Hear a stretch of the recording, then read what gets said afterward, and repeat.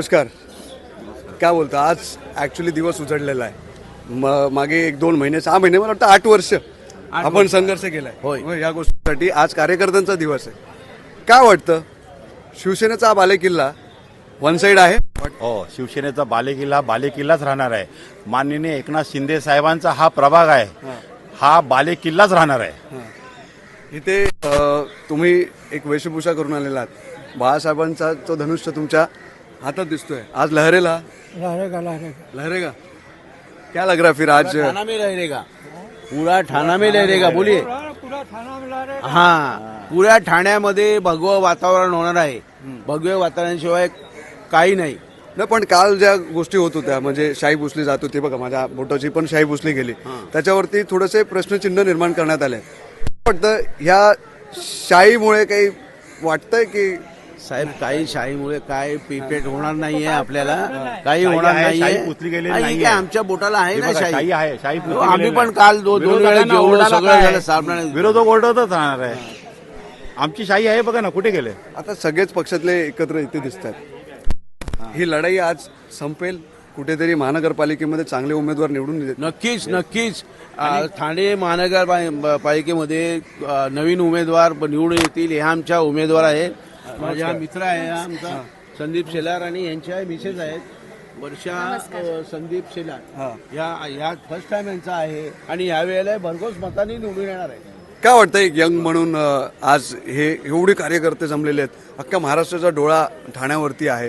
कारण शिंदे साहेब जे आहेत, एकनाथ शिंदे उपमुख्यमंत्री आहेत महाराष्ट्राचे, त्यांचा बालेकिल्ला म्हणून हा ओळखला जातो ठाण्याचा, शिवसेनेचा.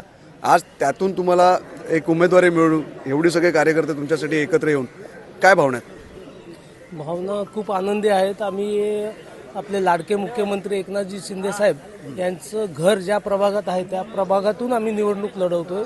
साहेबांच्या प्रभाग क्रमांक किती आहे? प्रभाग क्रमांक कुठला एरिया? हजुरी, रामचंद्र नगर वगैरे. ओके. तर साहेबांच्या आशीर्वादाने आम्ही प्रचंड बहुमताने निवडून येणार आहोत.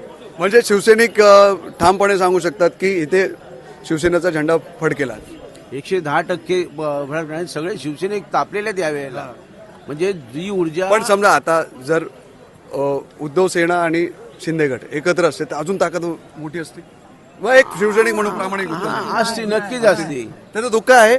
दोन आपण बंधू वेगवेगळे दुःख वगैरे असं काय नाही आम्हाला, कारण आम्ही शिंदे साहेबांच्या नेतृत्वात सगळं काम करतोय.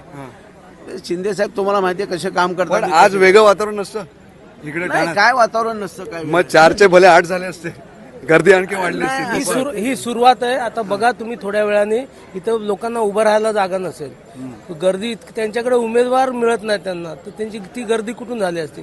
त्यांना द्यायला त्यांच्याकडे उमेदवार मिळत नाही, तर गर्दी आमच्याकडे जे होते तिथेच आहेत, ते कुठे हे नाही झाले.